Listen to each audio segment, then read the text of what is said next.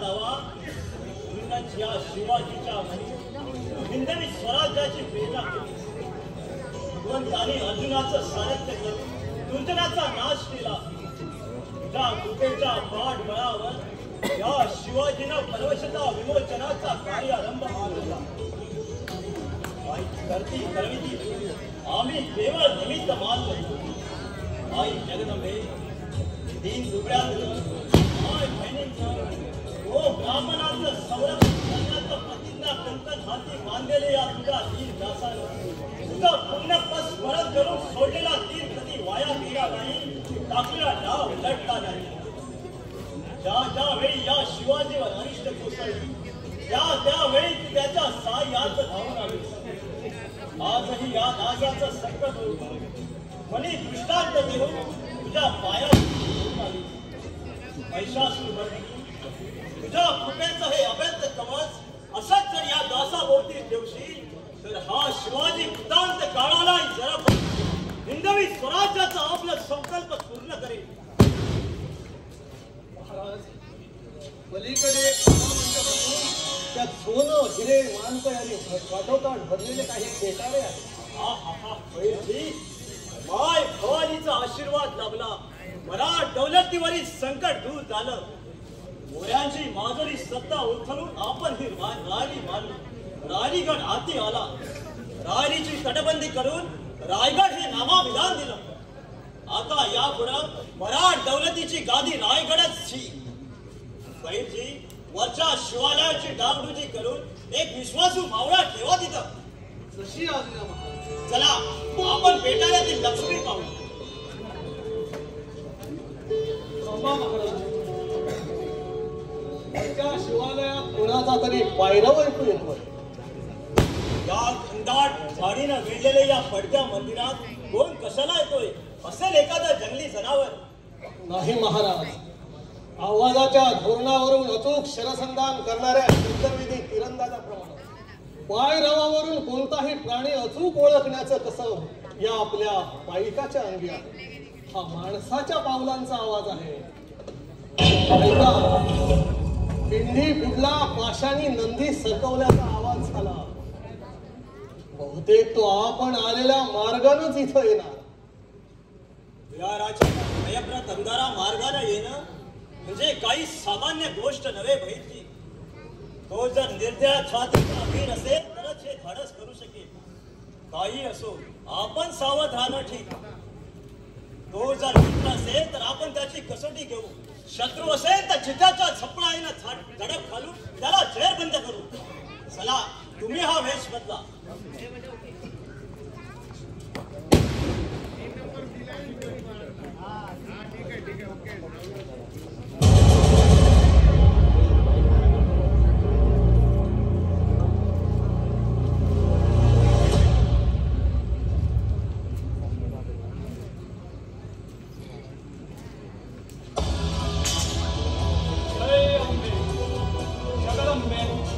आई भवानी माते, तुझं दर्शन घडलं मनाची उमेद दिलावली.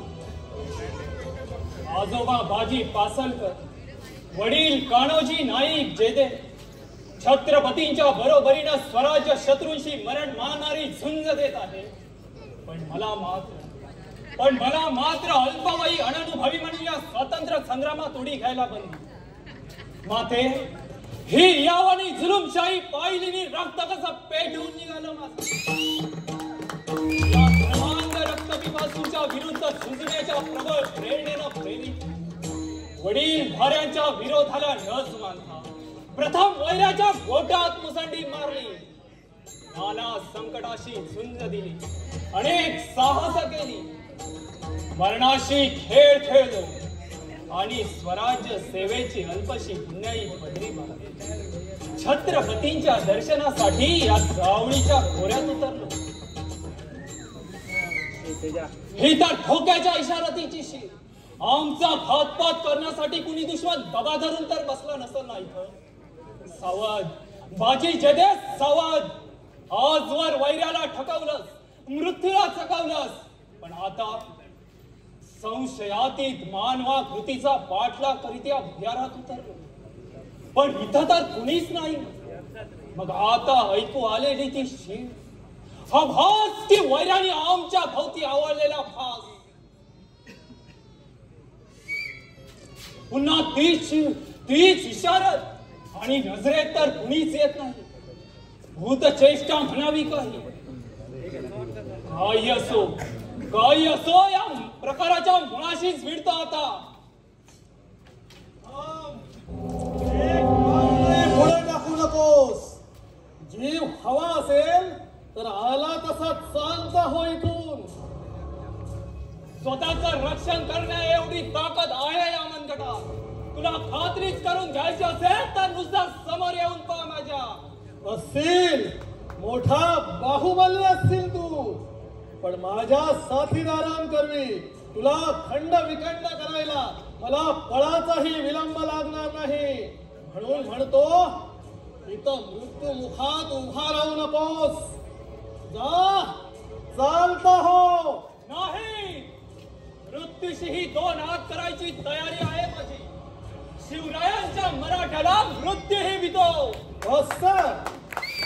शिवाजीचा मराठा तर तू म्हणजे आमचा हाडवैरी. तुला जिवंत सोडून उपयोगी नाही. संभाळ, हा पहाला तुझा मृत्यू. हिंदूच्या पवित्र मंदिराचं पावित्र्य भ्रष्ट करणाऱ्या बोकडा या भवानी मातेपुढे तुझा बळीच देतो.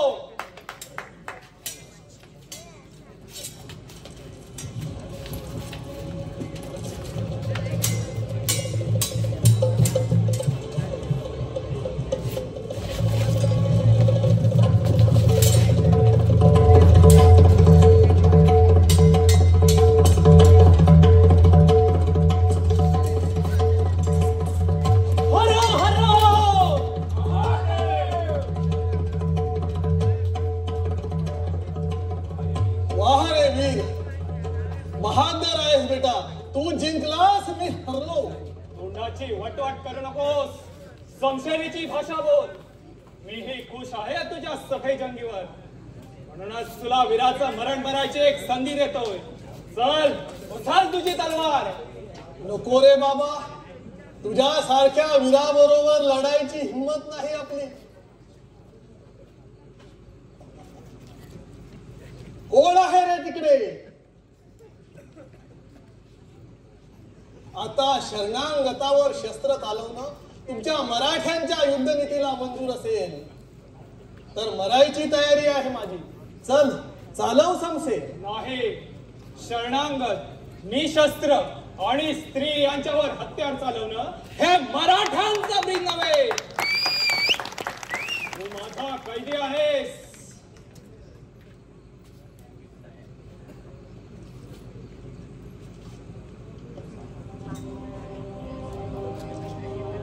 साधा अरब खान दिसत नाहीस.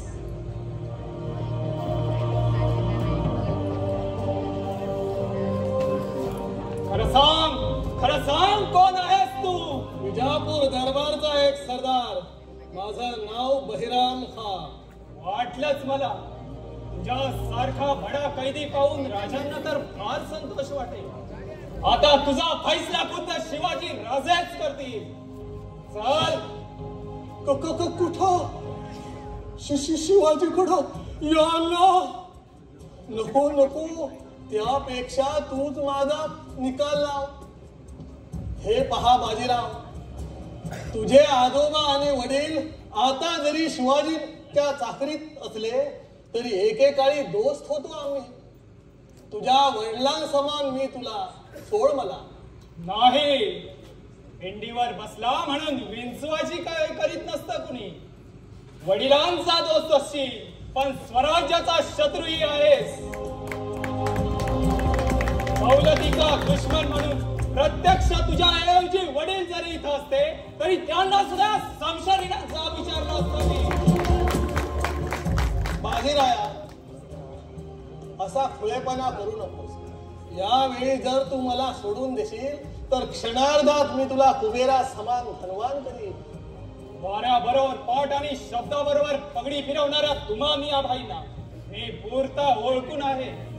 मी कधी कीड मुंगीच्याही वाटेला जात नाही. तसाच सापावरही दया दाखवीत नाही.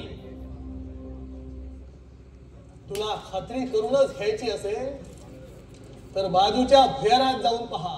अरे आयुष्यभर उधळीत सुटलास तरी संपणार नाही एवढी संपत्ती आहे तिथं. पहा, विचार कर. हराम खरा जणू काय ती तुझ्या बाप जात्याची संपत्ती असल्याच्या थाटात बोलतोय. अरे पाहुण्यांच्या जोड्यानं विंचुटे जायला बघतोस काय? पण लक्षात ठेव, मराठी मर्दाला राजनिष्ठे पुढे प्रत्यक्ष इंद्रपात सुद्धा तुच्छ आहे. हे धन शिवरायांचं आहे, माझ्या मराठ दौलतीचं आहे. चाल मुकाट्याना. हा सफर हा कोण दुसरा? शिवाजी. शिवाजी राजे.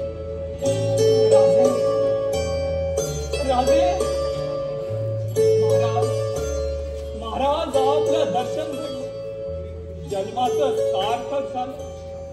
शाबास रे माझ्या वाघा. कान्होजी जेद्यांचा बाकी ना तू. शेरा पोटी सवा शेर निबंधलाच बेटा. या कोवड्या वयातही तुझे शौर्य, धैर्य, राजनिष्ठा पाहून अभिमानानं मान उंचावली. तुझ्या या वीर मुक्तीवर निरायत खुश आहोत आम्ही. बोल, काय हवं ते माग. आपली सेवा महाराज. मला स्वराज्याच्या चाकरीत रुजू करून द्या एवढीच माझी इच्छा. ठीक, आजपासून तुला सर्जेराव हा किताब आणि 5000 सरदाराचा मान मला आता मिळेल.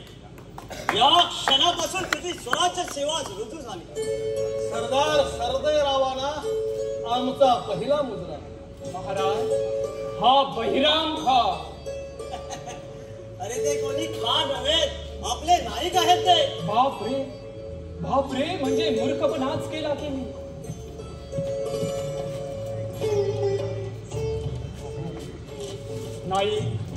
नाईक नेमतेपणी अपराध घडला, क्षमा करा मला. अरे सर्जेराव, आम्ही मुजरे करावे एवढं राजाने मोठं केलंय तुला, आणि मित्रा आमचेच पाय धरतोस. हो, माझा हक्कच आहे तो. राजे धर्माला शंभू महादेवासारखे पूज्य आहे, तसेच आपणही तीर्थस्वरूप आहात मला. बैरजी, स्वराज्याच्या कोयनात आणखी एक हिरा चमकला. त्याला पैलू पाडा. तुमच्या युक्तीला ही शक्तीची साथ द्या आणि शक्तीने वैराचा कमंडच मोडा. महाराज, प्रथम त्या मानाजीचा बिमोड करायला हवा. सैतानही तोंडात बोट घालती असा छळ आरंभलाय त्यानं हिंदू रयतेचा. त्याच्या जाचाला कंटाळून गावाच्या गावं ओस पडायला लागले हिंदूंची. बस बैरजी, स्वराज्याशी हरामखोरी करणाऱ्या त्या हरामखोराच्या चाथाणाचा चिरफळा सुटायला पाहिजेत आता. चिंता नको महाराज, दुश्मनाचा काळीजा त्याच्या पाठीमागून चिरून आणतो. शाबास, खाव आताच घालू. चला